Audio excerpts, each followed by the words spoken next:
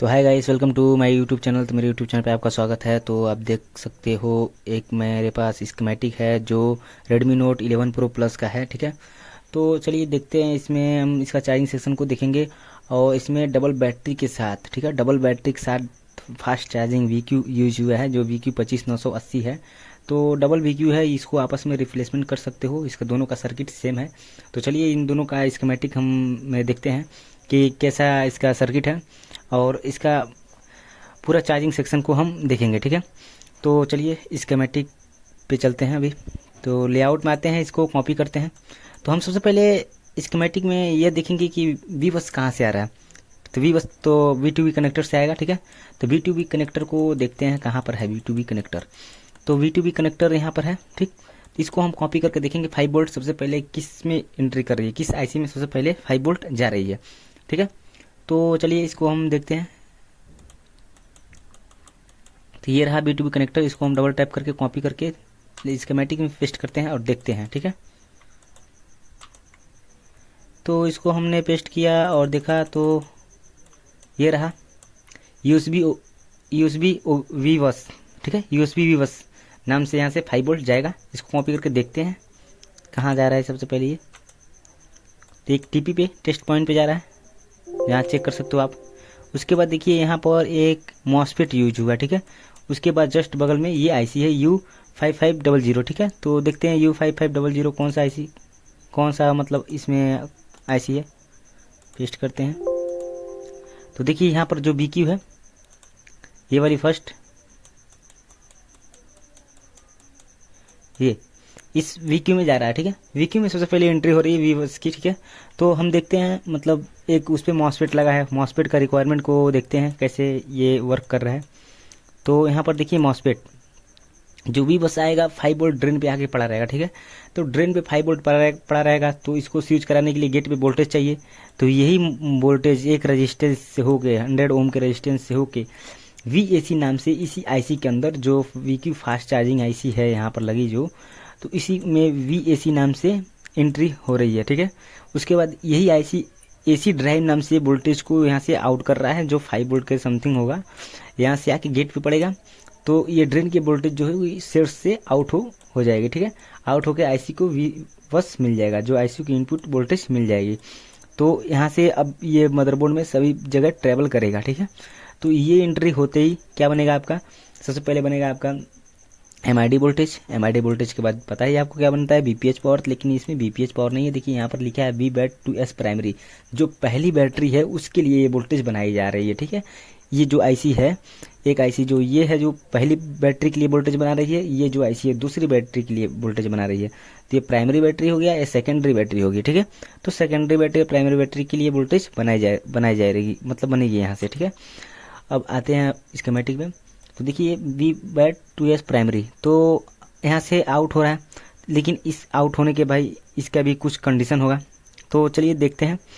तो भी बस मिला, MID वोल्टेज मिला। MID वोल्टेज मिलने के बाद देखिए यहाँ पर पंप कैपेसिटर है, ये कोई भी कैपेसिटर रिमूव नहीं होनी चाहिए और ना शॉर्ट होनी चाहिए। ठीक है, ये कैपेसिटर सही होनी चाहिए। ठीक है, उसके बाद देखिए यहाँ पर बैटरी सेंसर लाइन है, VBAT sense 2S, sense plus sense minus, battery को सेंस कर रहा है। ये रजिस्टर नहीं रिमूव होना चाहिए, या ठीक है, ये रजिस्टर नहीं रिमूव होनी चाहिए, ना खराब होनी चाहिए।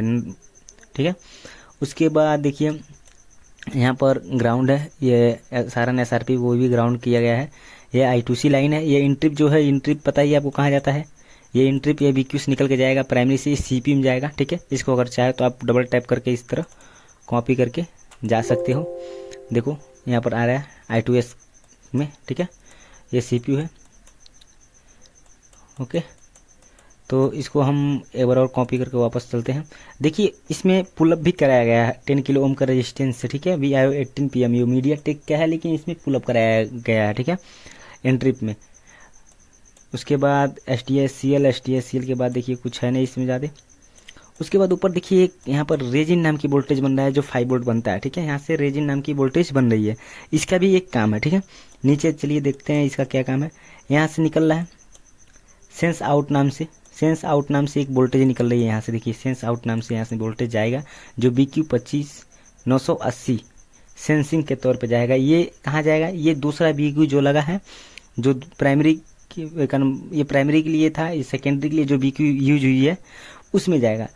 उस पर BQ 25 980 जो है रेजिन की जो 5 वोल्ट बन रही है ऊपर, ये जो वोल्टेज बन रही है ये इस पे आके पुलअप कराया गया है। ठीक है, इसको अगर कॉपी करोगे आप तो दिखेगा, ये कॉपी करके देख लेते हैं। देखिए ये दूसरे BQ में आया है। ठीक है, ये दोनों BQ आपस में कनेक्ट, इस लाइन से आपस में कनेक्ट होंगी, मतलब ये दोनों बैटरी को एक लिमिट तक चार्ज करेंगे। ये नहीं कि मतलब एक बैटरी कनेक्टर पे कुछ अलग वोल्टेज जा रहा है, अलग वोल्टेज के साथ अलग एम्पियर जा रही है, और एक बैटरी पे कुछ अलग वोल्टेज के साथ अलग एम्पियर जा रही है। ठीक है, तो ये दोनों मतलब सेम वोल्टेज और सेम एम्पियर के साथ दोनों बैटरी को एक साथ चार्ज करने के लिए होते हैं। ठीक है, तो ये ओपन होगा तो बैटरी फेक चार्जिंग में चला जाएगा, या तो परसेंटेज बढ़ेगा या कुछ भी हो सकता है। ठीक है, ये ओपन नहीं होनी चाहिए। अब देखिए यहाँ पर इसमें भी है, देखिए यहाँ पर आ गया USB OVP VBUS नाम से आएगा, इसमें VBUS मिलेगा। यहाँ पे भी VAC नाम से वोल्टेज आ रहा है एक रेजिस्टेंस से होके। यहाँ पर देखिए AC ड्राइव नाम से जो वोल्टेज इसको ग्राउंड किया गया है, मतलब यहाँ ये IC भी वहाँ पर लग सकती है, आपस में रिप्लेसमेंट कर सकते हो आप। ठीक है, तो देखिए सेम कंडीशन है इसमें भी। MID वोल्टेज VBAT2S सेकेंडरी जो दूसरी बैटरी है उसके लिए यूज हुआ है। ठीक है, तो यहाँ से पम्प कैपेसिटर है, वही है, बैटरी सेंसर लाइन है 2। ठीक, बस इसमें भी ज़्यादा कुछ नहीं है। ठीक है, तो ये तो फास्ट चार्जिंग हो गया। फास्ट चार्जिंग के बाद ये BPH पावर कौन बनाएगा भाई, जब ये है, ये तो बैटरी को फास्ट चार्जिंग के लिए लगाया गया है। ठीक, तो BPH पावर कौन बनाएगा। ठीक है, तो चलिए देखते हैं इसमें। तो आते हैं इधर, तो इसमें लगा है एक IC यहाँ पर पावर नाम से, MTK का MT6360 RP, जो आपको पता ही होगा ये BPH के लिए हर IC में यूज, मतलब हर मोबाइल के मदरबोर्ड में यूज होता है BPH के लिए, लेकिन ये BPH नहीं बनाएगा। ठीक है, ये BPH नहीं बनाएगा। इसमें एक और IC है जो BPH बनाएगी, तो हम देखेंगे उस IC के बारे में। तो उससे पहले यहाँ पर एक और IC है MPS करके M2762A, देखिए यहाँ पर M2762A। ठीक है, ये चार्जिंग, यहाँ भी चार्जिंग लिखा है, ये भी एक फास्ट चार्जिंग IC है। इसके बारे में देखते हैं, उसके बाद हम वो देखेंगे BPH पावर कौन बना रहा है। ठीक है, तो चलिए लेआउट में चलते हैं। लेआउट में आके कॉपी करते हैं इसी को। देखिए यही IC है, इसको कॉपी किए, आके यहाँ पर पेस्ट करते हैं। ठीक है, तो देखिए ये IC है, तो ये IC को इन सप्लाई मिल रही है जो Vin, तो आपको ये पता ही है मॉसफेट से स्विच होने के बाद आएगा यहाँ पर VBUS, इसको मिलेगा 5 वोल्ट। 5 वोल्ट मिलने के बाद ये देखिए यहाँ पर दो कॉइल हैं जो बूस्टिंग के तौर पे लगा है। ठीक है, ये कॉइल नहीं ओपन होना चाहिए, ना तो रिमूव होनी चाहिए, ये कैपेसिटर भी नहीं। ठीक है, यहाँ से ये पंपिंग करेगा, पंप करने के बाद ये वोल्टेज बनाएगा। यहाँ से देखिए स्विच करेगा SYS सिस्टम वोल्टेज, जो यहाँ से सिस्टम 2S, मतलब यहाँ पर 8 वोल्ट बनेगा। सिस्टम के लिए ये लिखा है यहाँ पर 2S, जो सिस्टम, ये सिस्टम वोल्टेज बनाएगी, तो सिस्टम वोल्टेज नहीं है, ये सिस्टम वोल्टेज नहीं होगा, ये 8 वोल्ट होगा। यहाँ पर 8 वोल्ट बनेगा, जो 8 वोल्ट से मोबाइल नहीं चलती है, मोबाइल के मदरबोर्ड 8 वोल्ट से नहीं ट्रिगर होगा। VPH पावर चाहिए 3.7 से लेके 3.2 से लेके 4.2 तक। ठीक है, तो 8 वोल्ट यहाँ पर बनेगा। अब इसका हम बताते हैं इसका क्या काम क्या है। उससे पहले आइए ये थोड़ा सा नीचे देखते हैं, यहाँ बैटरी भी जुड़ी होगी। ठीक है, बैटरी कौन, प्राइमरी बैटरी, जो प्रथम बैटरी है जो, वो यहाँ पर जुड़ी होगी। उसके बाद यहाँ पर एक NTC है, ये भी नहीं रिमूव होनी चाहिए। अब आइए इधर देखते हैं, ये ग्राउंड AC ओके। ये AC ओके क्या है भाई, AC ओके जो एंट्री के तौर पे जाएगा सीधे CPU में, और यहाँ पर SDA SCL ये भी CPU में ही जाता है। ठीक है, और AC ओके यहाँ देखिए ये डिटेक्शन के तौर पे जाता है। AC ओके जो है ये पहली पावर IC जो PM IC लगी है उसमें जाएगी। ठीक है, AC ओके जो जाएगा यहाँ से कहाँ जाएगा, PM में जाएगा। ये PM में जाने के बाद अब यहाँ पर देखिए जस्ट नीचे ये लाइन जो है देखिए, ये भी CPU में जाएगा। ठीक है, और नीचे ये एक लाइन है जो ये कहीं नहीं जाता है, यहाँ पुल डाउन रेजिस्टेंस है, ये यहीं पर रहता है। ठीक है, इसको कॉपी करके आप देखोगे तो यहीं पे ये रहेगा और कहीं नहीं जाएगा। ठीक है, तो ये पुल डाउन रजिस्टर, ये रजिस्टर नहीं ओपन होना चाहिए। ठीक है, 36 किलो ओम का ज़्यादा वही लुक नहीं है, तो पावर जो है सिस्टम वोल्टेज है। तो ये सिस्टम वोल्टेज जो यहाँ पर बन रहा है 2S करके, ये क्या कर रहा है भाई, अब ये जाएगा, एक आईसी है, एक आईसी है यहाँ पर आप देख रहे होंगे, दिखा देते हैं आपको। एक ये आईसी है, देख रहे होंगे आप लोग, यहाँ पर क्या लिखा है, audio max 77932B max IC है। ये आपको लग रहा होगा ऑडियो आईसी है, मगर ये ऑडियो नहीं है, ये है चार्जिंग। ये स्कीमेटिक बनाते समय ये गड़बड़ किए हैं लोग, ठीक है। यहाँ ऑडियो नहीं है, चार्जिंग लिखना चाहिए इन लोगों को। तो ये मैक्स वाली आईसी जो है ये चार्जिंग आईसी है, ही बीपीएच पावर बनाएगी, ना कि ये, ठीक है। बीपीएच पावर कौन बनाएगा, ये आईसी जो है मैक्स वाली है ये बनाएगी। इसका काम क्या है मैं इसके बारे में भी बताऊंगा, ठीक है। मगर पहले ये देखिए आप, ये जो है ऑडियो आईसी, इसको देखिए पहले, ये क्या है भाई, ये इस तरह तो देखने में लग रहा है ऑडियो है। अभी इसकी स्कीमेटिक में चलेंगे तो पता चलेगा ये क्या है, ठीक है। तो आते हैं लेआउट, लेआउट में आने के बाद, लेआउट क्या प्लीज स्कीमेटिक में ही चलते हैं। इसको कॉपी किए हैं और इसको हम पेस्ट करते हैं, देखते हैं कहाँ लेके जाता है ये। देखिए ये जा रहा है एक आईसी में जो U501 है, ठीक है, 501 नहीं 5101, ठीक है। इसको कॉपी करके हम पेस्ट करते हैं लेआउट में। देखिए जस्ट यही आईसी है, बोर्ड में आके देखते हैं तो जस्ट यही आईसी है, जस्ट इसके सामने यही है, एक दो आईसी है, ठीक है। ऊपर एक आईसी है, नीचे बीच में कॉइल है, ये बीच में कॉइल है L4602, नीचे आईसी है, ऊपर आईसी है, ये ठीक है, यही आईसी है। तो ये आईसी में वी इन मिल रहा है क्या, वी सिस्टम 2S जो 8 वोल्ट है वो सप्लाई इसी में मिल रही है, ठीक है। उसके बाद देखिए यहाँ बैटरी कनेक्टर भी जुड़ा है, ठीक है, एक पंप कैपेसिटर के थ्रू। एक 1.8 भी इसमें आ रहा है आयो नाम से, जो छोटे वोल्टेज को के लिए आ रहा है। उसके बाद देखिए यही वोल्टेज वी सिस्टम 2S जो है, यहाँ से वी सिस्टम 2S एक रेजिस्टेंस से होके आया है, जो ये आईसी की सेल्फ इनेबल है, ठीक है ना। इनेबल खुद को ये इनेबल कर ले रहा है, सेल्फ इनेबल कर सकते हो आप, सेल्फ इनेबल कर ले रहा है, ठीक है। नीचे यहाँ से आउट है, लेकिन आउट होने से पहले अब यहाँ कंडीशन कुछ और देख लीजिए आप। यहाँ एक कैपेसिटर ढेर सारा लगा है, ये भी नहीं रिमूव होनी चाहिए। बी सिस्टम 2S आने के बाद ये कैपेसिटर नहीं रिमूव होनी चाहिए, ये भी नहीं रिमूव होनी चाहिए, कहीं भी कुछ भी नहीं। ये नहीं कि सील उठाते समय कोई कैपेसिटर निकल गया तो जाने दो, कैपेसिटर ही तो था, ऐसा नहीं होना चाहिए। यहाँ पर है IRQB जो है, ये इंट्रिप के तौर पे जाता है, ये IRQB जो है CPU में जाएगा, ठीक है। तो IRQB में 1.8 वोल्ट पुलअप है, ये CPU में जाएगा, ये लाइन जो है CPU में जाती है।